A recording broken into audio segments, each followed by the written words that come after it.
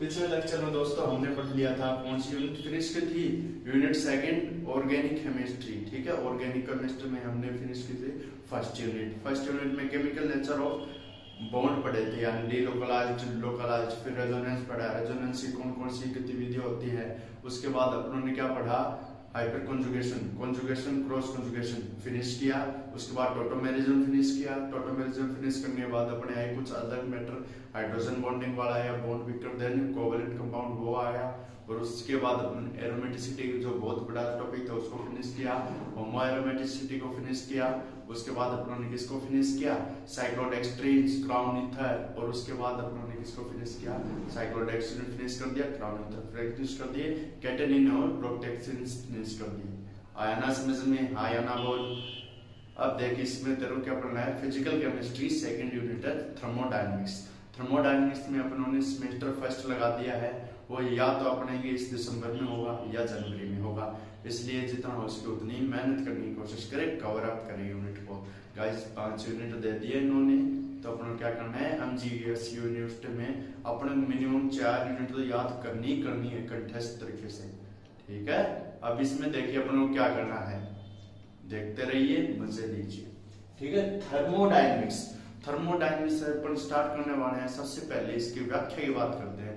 Thermodynamics क्या बवाल है सर, थर्मोडायनेमिक्स होता क्या है, अपन क्या क्या पढ़ेंगे इसमें। जैसे कि अपन पढ़ते आ रहे हैं 11th क्लास से, थर्मोडायनेमिक्स क्या है उसका लार्ज फॉर्म यहाँ पर दिया गया है। 2 प्रकार की थर्मोडायनेमिक्स को अपन स्टडी में पढ़ेंगे, क्लासिकल थर्मोडायनेमिक्स और स्टैटिकल थर्मोडायनेमिक्स। क्लासिकल कौन सी, स्टैटिकल कौन सी, इसमें भी 2 रूप चलेंगे, केमिकल इक्विलिब्रियम वाले और कौन से हीट एक्सचेंज इक्विलिब्रियम वाले। यानी कौन से थर्मोडायनामिक इक्विलिब्रियम होगा जिनमें हीट एक्सचेंज हो गया होगा, और दूसरा होगा केमिकल इक्विलिब्रियम। ठीक है, तो सबसे पहले अपन को क्या करना है, देखिए अपन को करना है थर्मोडायनामिक्स, इसकी डेफिनेशन लिखनी है। तो लिखिए थर्मोडायनामिक्स फिजिकल केमिस्ट्री की वह शाखा है जिसमें हीट एक्सचेंज से संबंधित सब्सटेंस या किसी पदार्थ की गतिविधि का अध्ययन किया जाता है, थर्मोडायनेमिक्स कहलाती है। ठीक है, ये है, इंग्लिश वाले भी लिखिए, a branch of physical chemistry which we study of different process of heat exchange. It is known as thermodynamics. आया समझ में, आया ना बोल। देखिए इसमें क्या है, वो कहना चाहता है, मान लीजिए मेरे पास 2 पात्र है, एक में मैंने क्या है, गर्म जल है, एक के पास मेरा है ठंडा जल।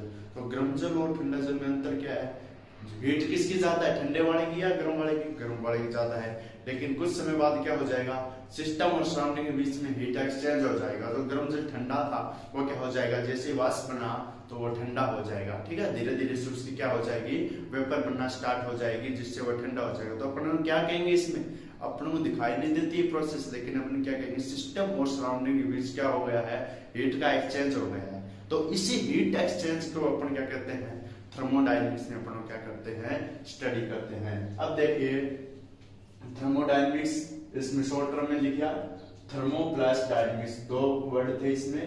और इसमें थर्मो का मतलब हीट एक्सचेंज और डायनेमिक्स का मतलब टू फ्लो ऑफ मोशन।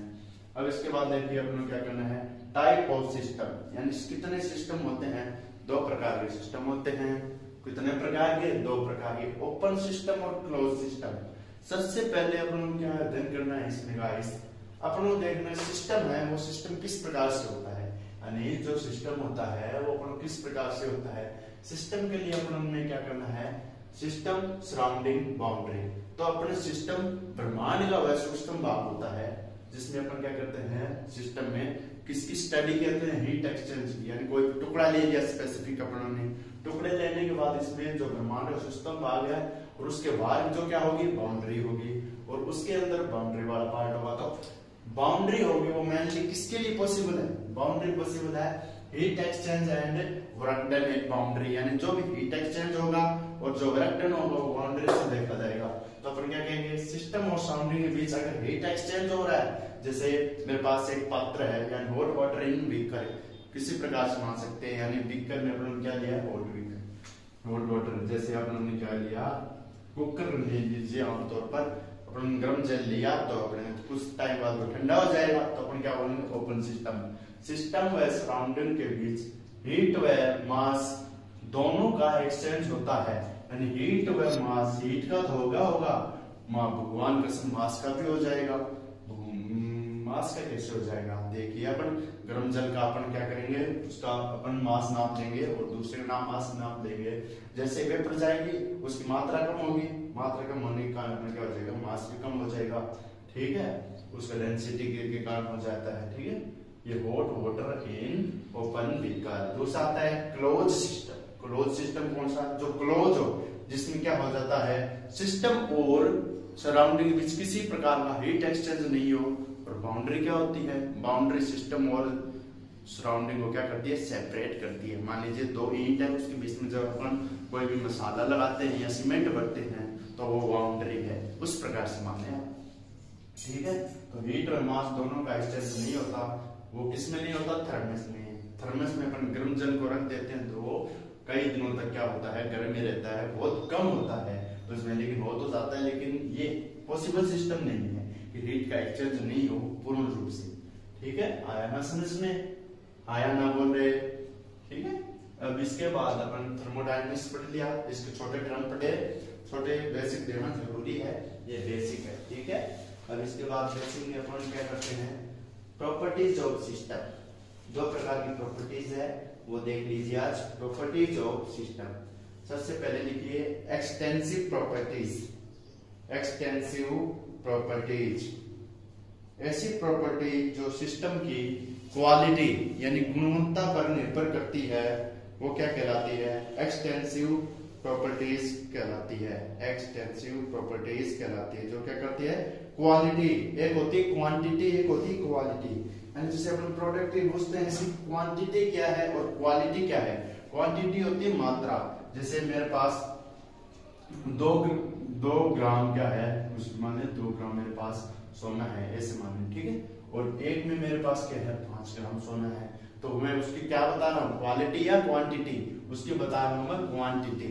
लेकिन मेरे पास दूसरा क्या है, उसकी क्या बता रहा हूँ मैं, मेरे पास मान लीजिए एक तो है गंदा जल और एक क्या है, साफ जल, तो मैं इसकी ये क्या बता रहा हूँ, मैं उसकी क्वांटिटी या क्वालिटी, क्वालिटी बता रहा हूँ। तो इस प्रकार से दो प्रकार की क्या होती है, प्रॉपर्टी होती है, एक्सटेंसिव प्रॉपर्टीज और इंटेंसिव प्रॉपर्टीज। एक्सटेंसिव प्रॉपर्टीज जो क्या करती है, सिस्टम के नंबर ऑफ पार्टिकल पर डिपेंड करती है, वॉल्यूम, मास, एन और एंट्रोपी, ठीक है। अब देखिए प्रॉपर्टीज ऑफ सिस्टम, इसमें आप देखिए प्रॉपर्टीज ऑफ सिस्टम, क्या देखेंगे, properties of system, properties of system, of system. अब इसमें देखिए प्रॉपर्टीज ऑफ सिस्टम में अपन किसकी बात करने वाले हैं, देखते रहिए। दो प्रकार की, extensive, extensive, intensive, depend upon number of particle, number of particle of system, यानी क्या करेंगे, नंबर ऑफ पार्टिकल पे डिपेंड करेंगे, यानी जिसमें अगर सिस्टम के अगर पार्टिकल ही खत्म हो गई, डिपेंड करेंगे, जैसे मास करता है, कम पार्टिकल है, ज्यादा पार्टिकल है तो मास डिपेंड करेगा, अगर कम पार्टिकल तो मास कम होगा, अगर ज्यादा पार्टिकल मास ज्यादा होगा, ठीक है।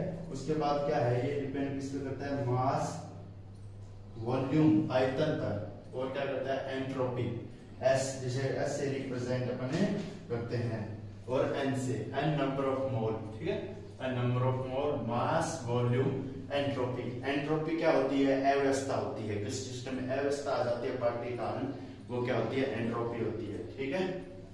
अब इसके बाद अपन क्या करते हैं, इंटेंसिटी प्रॉपर्टी, इंटेंसिटी प्रॉपर्टी, ये नहीं पूछा जाएगा आपको एमएससी में, ये तो नॉर्मल बेसिक है, जो बताना आपको क्या है, जरूरी है, याद रहना चाहिए, थोड़ा बहुत पूछ सकते हैं, जैसे मास, वॉल्यूम, तो था, या ऐसे पूछ लेंगे किस प्रकार की प्रॉपर्टी है मास ये बताइए, ठीक है, ऐसा पूछा जा सकता है। इंटेंसिटी प्रॉपर्टी, इनके अलावा जो थर्मोडायनामिक्स में बच जाती है वो इंटेंसिटी प्रॉपर्टी है, जो सिस्टम की प्रॉपर्टी पार्टिकल के नेचर पर निर्भर करती है, ठीक है।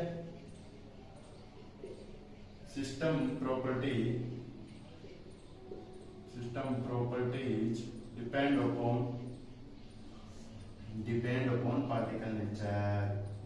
अपॉन पार्टिकल नेचर, किसके नेचर पर, पार्टिकल नेचर पर, तो उसको अपन क्या कहते हैं, डिपेंड अपॉन पार्टिकल नेचर, जो सिस्टम की पार्टिकल नेचर पर निर्भर करती है, यानी प्रकृति पर, ये पार्टिकल्स पर निर्भर करती है। जैसे प्रकृति पर अपने क्या आता है, तापमान आता है, प्रेशर आता है, घनत्व आता है, Cp आता है, Cv आता है। तापमान, प्रेशर, घनत्व, Cp, Cv, उष्माधारिता, ठीक है, उष्माधारिता प्रेशर पे है ये Cp, इस वॉल्यूम पे है, ठीक, इसमें कांस्टेंट वॉल्यूम रहता है Cp व Cv। अब इसके बाद अपने किसके बात करने वाले हैं, ये प्रॉपर्टीज की बात कर ली अपनों ने। कौन सी प्रॉपर्टी होती है ये, extensive depend upon number of particle system property क्या होती है, डिपेंड अपॉन पार्टिकल नेचर। आज के लिए इतना ही, पढ़ेंगे नेक्स्ट लेक्चर में इसकी आगे बात करेंगे, ठीक है। तब तक के लिए पढ़ते रहिए, मस्त रहिए, ओके गाइस, बाय।